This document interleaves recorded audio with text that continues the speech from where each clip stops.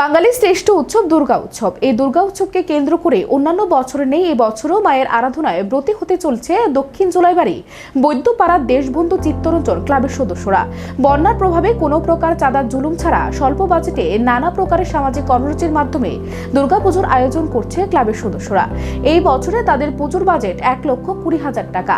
পুজোর প্রস্তুতি কাজ চলছে দ্রুত গতিতে। নিয়ম রক্ষার্থে ও লোকজনেরা যাতে ভয়াবহ বন্যার প্রভাব কাটিয়ে আনন্দে মাতোয়ারা হয়ে উঠতে পারে তারই প্রয়াস চালিয়ে যাচ্ছে ক্লাব কর্তৃপক্ষ।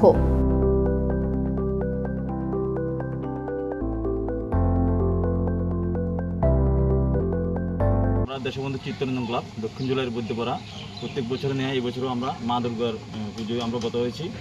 আমরা প্রত্যেক বছরই আমাদের এই পুজোতে আমরা বিভিন্ন ধরনের অনুষ্ঠান করে থাকি, সামাজিক অনুষ্ঠান যেমন বস্ত্র বিতরণ করে থাকি এবং তার পাশাপাশি কিছু প্রোগ্রাম করে, যেগুলো হলো আমাদের যে বসে আঁকা প্রতিযোগিতা মতো অনুষ্ঠান করে থাকি।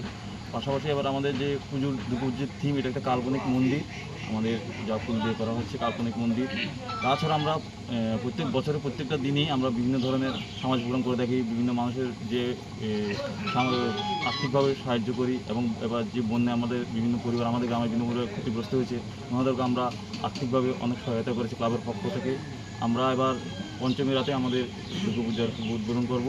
সবাইকে আসার জন্য আমাদের ক্লাবের পক্ষ থেকে বিভিন্ন অনুরোধ করব। এর পূজার বাজেট কত টাকা রয়েছে? এবার আমাদের পূজার বাজেট 1,20,000 টাকা। তো এবার আমাদের চাঁদা নিয়ে কোনো জুলুম নেই, যে যা দিচ্ছে তাই আমরা নিচ্ছি।